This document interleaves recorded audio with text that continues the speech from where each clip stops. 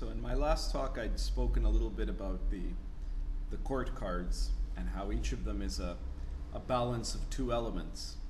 And let's just quickly review each of the court cards and try to assess a little bit about what each one is going to be about. The King of Wands is the fiery quality of fire.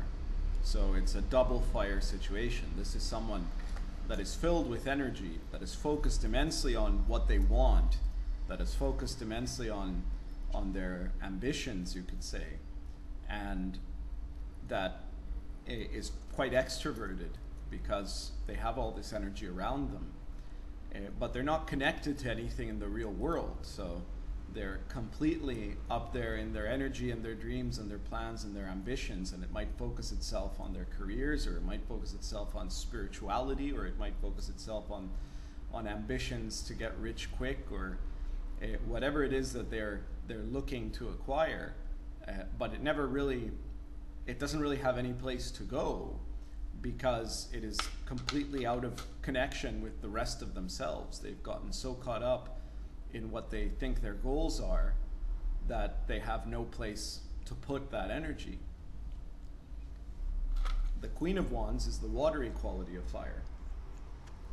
So here you have a situation where water and fire are both present and focused on, and air and earth aren't. So you have someone who is directing their energy into their emotions, and is a very emotionally powerful person and can do certain things very well, but still has that disconnect from the physical world or from their more reasonable faculties. It's somebody who is likely to be very caring about the things that matter to them, but not necessarily very practical as to how to make things change in the world. The Prince of Wands is the fiery quality of air. So here is someone who has a great deal of energy and ambition and puts it into their minds, that directs themselves into their intellect and can accomplish great things in that area, but they're missing both their emotional selves and their material physical selves, so they're not very connected to either their heart or their bodies. And in that disconnection, they will end up not understanding very well how to more effectively communicate with people at the level of the emotional, or understand people's needs, or be able to affect change in the world by means other than trying to impose their will. And so when they don't reconnect to those other elements, they're going to end up in a situation of conflict and being thwarted. And the Princess of Wands is the earthy quality of fire. So the princess is somebody who has put a great deal of energy into their physical world, their body, themselves, and they want to direct themselves in the world, so there is a charisma there, and they want to be present and they want to be social.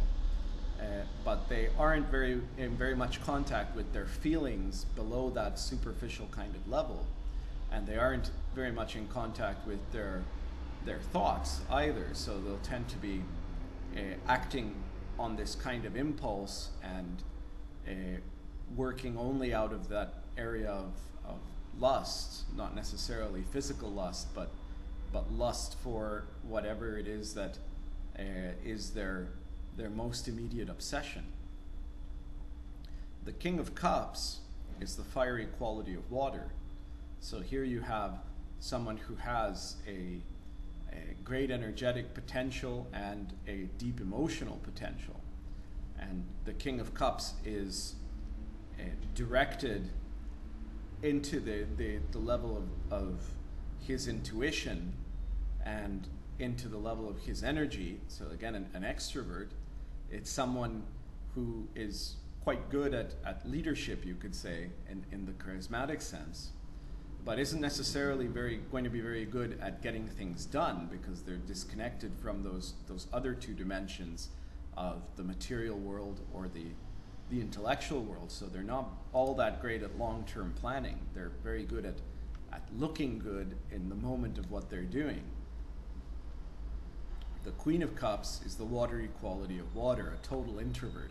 It's someone who is very deeply in touch with themselves, but has a lot of trouble connecting to the world or finding the energy to be able to go out into the world and participate in it.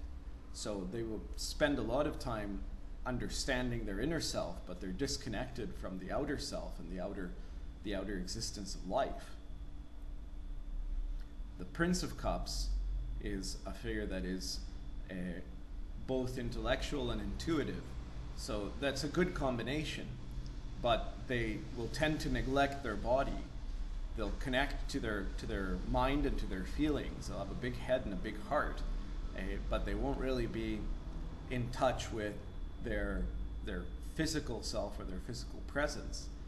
They'll tend to care more about these things that exist in theory and in ideal than dealing with reality. And they're not very good at taking these ideals and thoughts and translating them into actual accomplishment. And the Princess of Cups is the earthy quality of water. So here you have a figure that is both emotional and in touch with herself,